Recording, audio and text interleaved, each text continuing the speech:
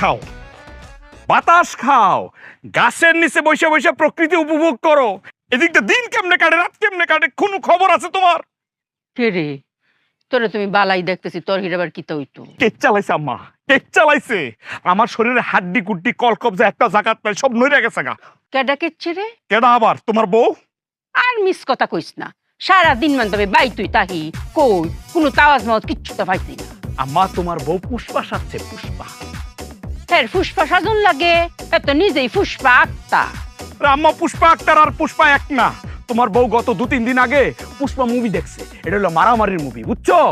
এই মুভিতে যে চরিত্রটা, মেইন চরিত্র, এটা হচ্ছে পুষ্পা। এখন সে বলতেছে পুষ্পা নাকি তার শরীরের উপরে ভর করছে। হ্যাঁ আম্মা, এখন প্রতি রাতেই সে অন্যায়কারী দেখলে, সে অত্যাচারকারী দেখলে, গুন্ডা পান্ডা দেখলে সমানে মারতে থাকে আম্মা, মারতে থাকে, লাইতে থাকে, ঘুষাইতে থাকে। হিরাবার বানায় বানায় কথা কইতাছস? হ্যাঁ দরজার মধ্যে আমি সারা জীবন তালা লাগাই রাখি, হ্যাঁ রাইতে বাই দিব কেমবা? স্বপ্নে আম্মা, স্বপ্নে। স্বপ্নে? হো, স্বপ্নে সে অন্যায়কারী, অত্যাচারকারী, গুন্ডা পান্ডা দেখলে সমানে মারতে থাকে। এই মায়ের তো একটাও গুন্ডাদের উপর পড়ে না, পরে তো বাঁচতো আমার উপরে। মায়ের খাইতে খাইতে কিচ্ছু নাই, তোমার যে চারটা করলে দেখাইতে পারতাম আম্মা, তোর মুখটা। উমায়া গো, তো তো সর্বনাশ। আম্মা, ডাকো তুমি পুষ্পা আক্তারে, ডাকো। এ ফুসপা, ফুসপা আক্তার, এ মেয়াও।